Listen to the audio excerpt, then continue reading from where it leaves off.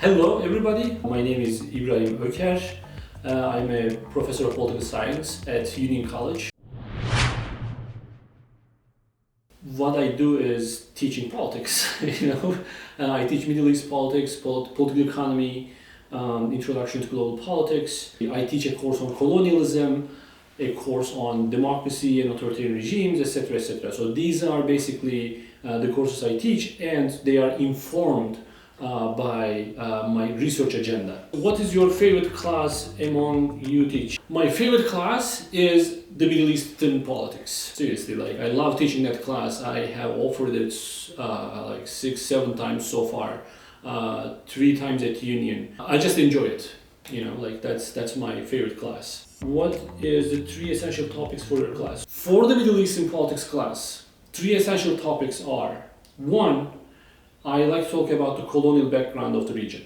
Okay, so whatever I talk about is one way or another related to the colonial history of the region, and therefore I start with that. Second, I like to talk about the cultural and linguistic diversity in the Middle East. For some reason, and the reasons are very clear to me, very obvious to me, when we talk about the Middle East, we tend to think the whole region as one.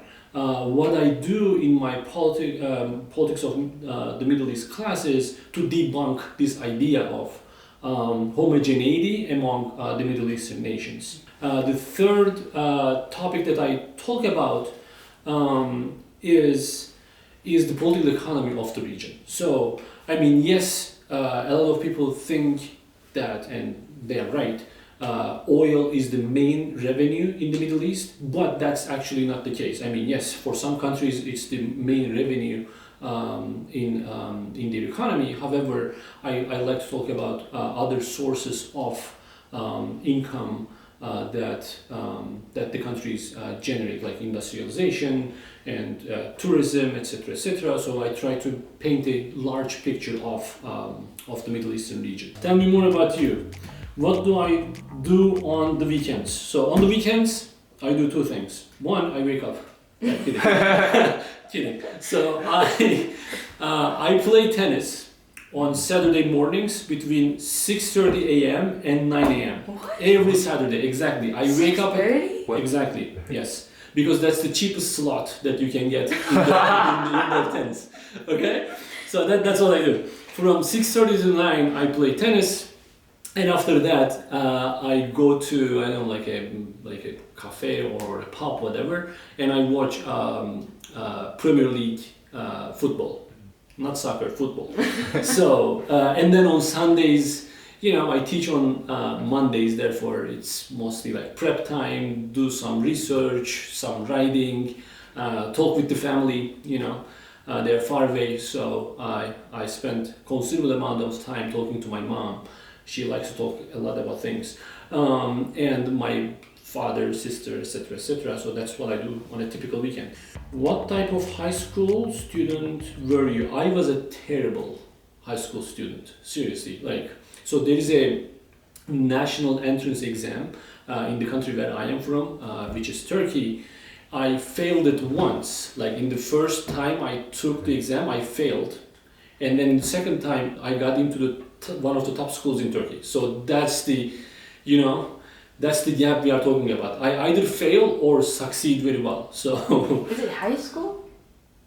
You went to the top high school? Yes. Wow. No. Okay. So I was a terrible high school student, which led me to fail the entrance exam in the first for college. Correct, for college, yes. Yeah, for college, and then I got into a top university in my second try. But in general, I was a bad student. In the high schools in Turkey, the first year is always like the prep year. So you learn English so that you can practice it later. That year, I was terrible. In my second year in high school, I was again terrible. Physics, chemistry, I wasn't understanding a word my teachers were saying. Same. Me too, actually. I know. And then in my second and third year, I was a little bit better, but I was really good at math. So exactly, I was really good at math. I still do some math when I am when I'm very bored. I use my whiteboard there to solve some derivation and integral problems, just for fun. That's why you're teaching political economy? That's why I'm teaching political economy, because there are some notations and mathematical expressions involved, so I enjoy it. Yeah. What type of student when you were in college? Again, terrible. Especially in my first and second. I think it takes me at least 2 years to get used to do what I am doing. But in my first and second year in college, I wasn't doing well, seriously. In my third, fourth and fifth year, because colleges in Turkey, the college I went to at least was 5 years. So in my third, fourth and fifth year, I was actually good. That's when I decided to pursue a PhD, become a professor, and after I had that mindset, I think I started to work harder, and therefore it paid off. But I was bad, like seriously. What do you do at Union? I teach. I organize some speaker series. So like one of the speaker series I'm co-organizing actually with two of my colleagues is called Middle East Beyond Conflict speaker series. What do we do in that speaker series is we basically bring together experts working on the Middle East on the themes that are not related to conflict. Because remember in the beginning of the video I mentioned about how most people understand or how most people perceive the Middle East is mostly related to the conflict dynamics, people always fighting each other. What we are trying to do in that speaker series is basically to challenge that idea. That's something I'm very proud of doing at Union College. And other than that, I hang with my friends, professors are human beings, I'm telling you. So we have friends, we hang out. I enjoy spending time with my students, hence I'm doing this video. So that's pretty much what I do at Union. Why did you become a professor? 2 answers. One, professional. The first professional answer is that when I started to learn more about politics, especially public policy dimension of politics, it was so appealing to me that I wanted to pursue doing political science, which led me to like the path to become a professor, which is doing a master's and then doing a PhD in the US at the University of Minnesota. The informal answer, I always had this fight with my dad and mom regarding politics, okay? And they were always thinking that I was wrong about politics. I said, I'm going to prove you that I am not wrong, and I become a political science professor. Have I convinced them? No. They used to think I was wrong. Right now they are thinking that I might be right. Tell me about your hometown. So I am from Mardin. So it is a city in the southeastern region of Turkey, which is bordering Syria, basically, Syria and Iraq.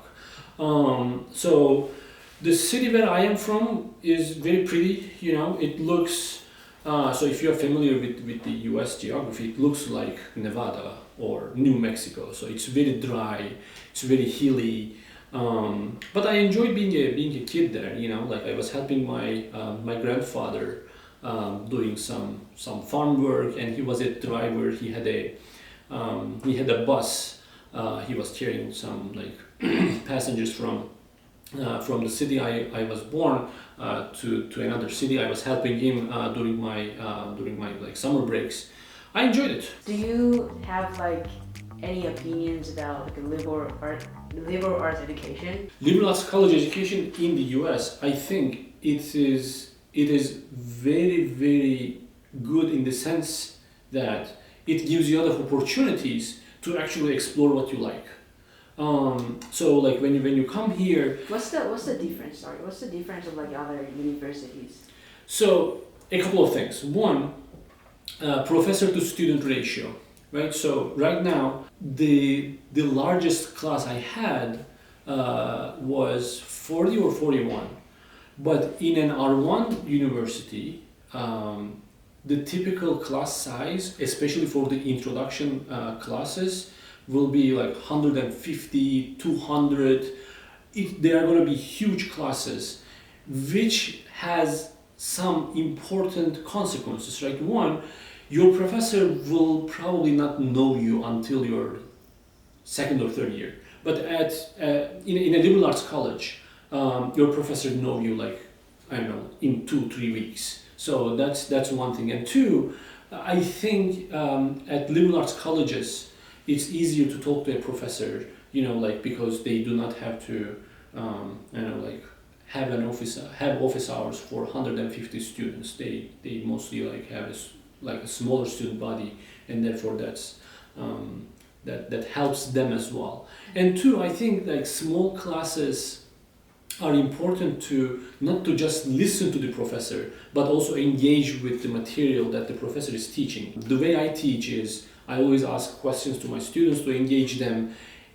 I cannot imagine myself in a classroom of 150 asking questions and trying to, collect good answers from students. I mean, I'm not talking about the quality of answers per se, but what I'm talking about is you can only ask, 2 questions in an entire class, in an entire lecture. But in liberal arts, it gets easier. You can do group activities, you can do presentations, you can do like one-on-one chatting with your students. So that's I think what makes liberal arts education unique in that. And also the number of classes that you can actually take. So you can, like at uni, for instance, you can take classes ranging from American foreign policy to politics of colonialism to political violence and gender and politics, math and democracy. The spectrum of courses that you can take is very large. And in addition, there are also some classes that could satisfy your artist self. You can take classes on photography, painting, dance, art, sculpture, So that's I think what's very appealing about liberal arts college. Can I have like a comment to the high school student in Japan? To the high school students in Japan, hi. So I think you will enjoy a college education in the US at a liberal arts college because I have had a couple of Japanese students here and I see them thriving. So thriving in the sense that they are taking courses they are interested in and they are very good at what they are doing. So I strongly recommend coming here because it's a different culture and you will not be alone because there are Japanese students in the US, right? And you can actually build a community of your own as well. But while doing that, you can also interact with other people coming all around the world with the same goal as you will have if you come to the US for education, meaning educating yourself, learning new things, exploring your interests, and then exploring actually what you would like to do with yourself in your life. So that will be my answer. Thanks. That's it? Yeah? Okay. Thank you very much. Of course.